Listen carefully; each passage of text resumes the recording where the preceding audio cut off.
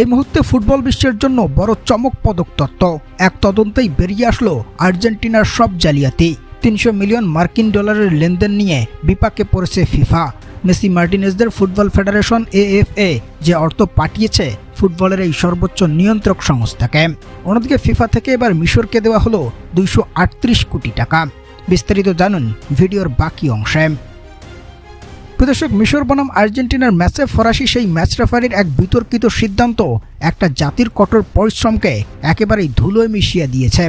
আর সেই সাথে গোল বাতিল এবং মিশরের সাথে দুর্ব্যবহার সবকিছু নিয়েই বিশ্ব মিডিয়ায় সমালোচনা চলছে।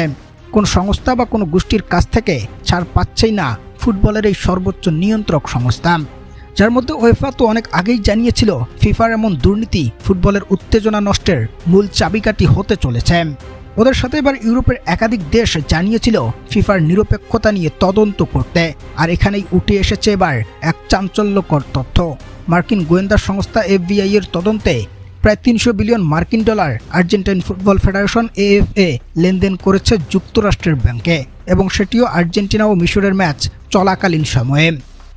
এক সময় এত অর্থ লেনদেনের এই বিষয়কে বেশ ইতিবাচক হিসেবেই গ্রহণ করেছে মার্কিন গোয়েন্দা সংস্থা, যেখানে স্প্যানিশ গণমাধ্যম মার্কা, মেক্সিকোর ফক্স স্পোর্টস এবং এরপর আর্জেন্টিনার ডেইলি লা সানিয়ন এই তথ্য প্রকাশ করেছে। আর সেই সাথে এবার বিপাকে পড়েছে ফিফা প্রেসিডেন্ট জিয়ান্নি ইনফান্তিনো এবং বিপাকে পড়েছে আর্জেন্টাইন ফুটবল ফেডারেশন AFA। অন্যদিকে চলমান টুর্নামেন্ট থেকে মিশরের বিদায়টা চূড়ান্ত হয়ে যাওয়ায় শেষ 16তে এসে ওরা ফিফার কাছ থেকে উপহার পেয়েছে 18.5 মিলিয়ন মার্কিন ডলার, যা টাকার হিসাবে প্রায় 238 কোটি টাকার সমান।